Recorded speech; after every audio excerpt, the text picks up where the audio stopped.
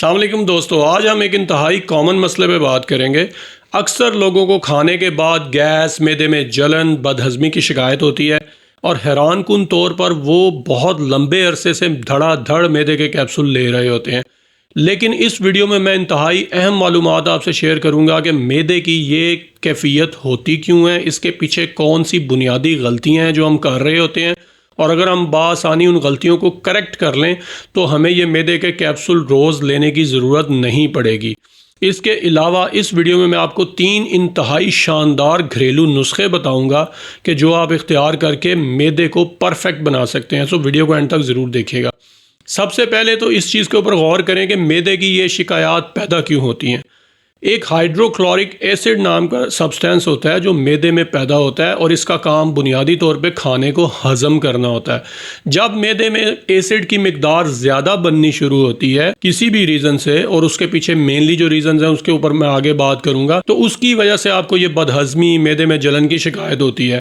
और इसमें बुनियादी कौन कौन सी वजूहात हैं जिसकी वजह से ये शिकायत पैदा होती है और जिनके ऊपर हम बिल्कुल भी गौर नहीं करते, जैसे वक्त पर खाना ना खाना, ये पहली बुनियादी वजह। दूसरा, खाना खाते ही सो जाना और गंदा पानी इस्तेमाल करना। अगर आप फ़िल्टर वाटर इस्तेमाल नहीं कर रहे, पानी आपका अच्छा नहीं है, तो ये आपके पेट में गैस की शक्ल में ये प्रॉब्लम पैदा करता है, मैदे की तेज़ाबियत होती है इससे। और अगर आप खाना खा के चहलकदमी को अपनी आदत नहीं बनाते, ये बहुत बड़ी रीज़न है मैदे के मसाइल की। और एक बहुत बुनियादी रीज़न है क्योंकि बड़े सगीर में हम लोग वीट इस्तेमाल करते हैं, गंदम के आटे की रोटी खाते हैं, और ज्यादातर आप देख लेंगे हमारे मुल्क में सफेद आटे का इस्तेमाल किया जाता है, जिस पे हमने अलग से एक वीडियो भी की हुई है जिसका लिंक डिस्क्रिप्शन में मौजूद है, आप जाके जरूर देखिए इसको। सफेद आटे की वजह से बहुत सारे मैदे के मसाइल पैदा होते हैं, बदहजमी होती है, गैस वगैरह, और इवन के कब्ज की भी शिकायत उन लोगों को रहती है।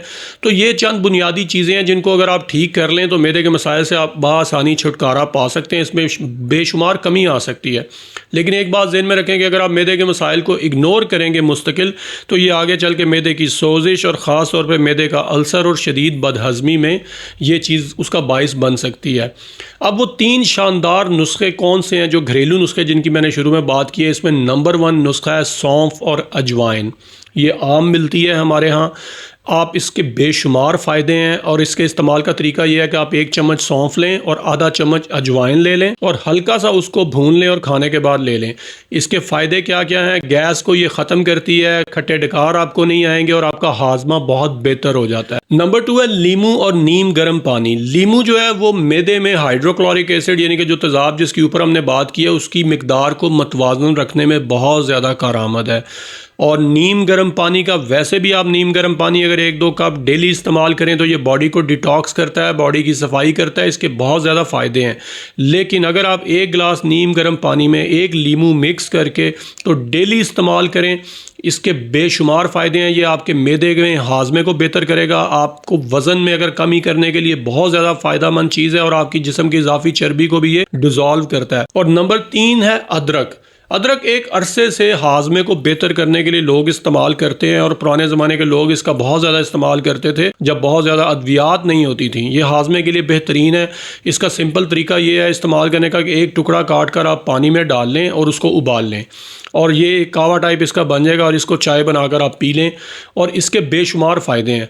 अब कुछ एहतियाती तदाबीर हैं जो एक तो कुछ ऊपर मैंने बताई हैं, कुछ ये है कि अगर आपने मैदे के मसाइल को बेहतर करना है तो आपको चाहिए कि आप तेज़ मिर्च मसाले से परहेज़ करें। हमारे यहाँ सुर्ख मिर्च का इस्तेमाल बहुत ज़्यादा किया जाता है। बहुत ज़्यादा ऑयली खानों का इस्तेमाल ना करें और ख़ास तौर पर जो बाज़ारी खाने हैं क्योंकि उनमें एक तो ऑयल की मिकदार बहुत ज़्यादा होती है और टेस्ट को डेवलप करने के लिए बहुत सारे मसाले ऐड किए जाते हैं, वो सेहत के लिए अच्छे नहीं है। आप घर के खाने पर इत्तफा करें और वीडियो अगर आपको पसंद आई है तो इसको दोस्तों के साथ ज़रूर शेयर करें।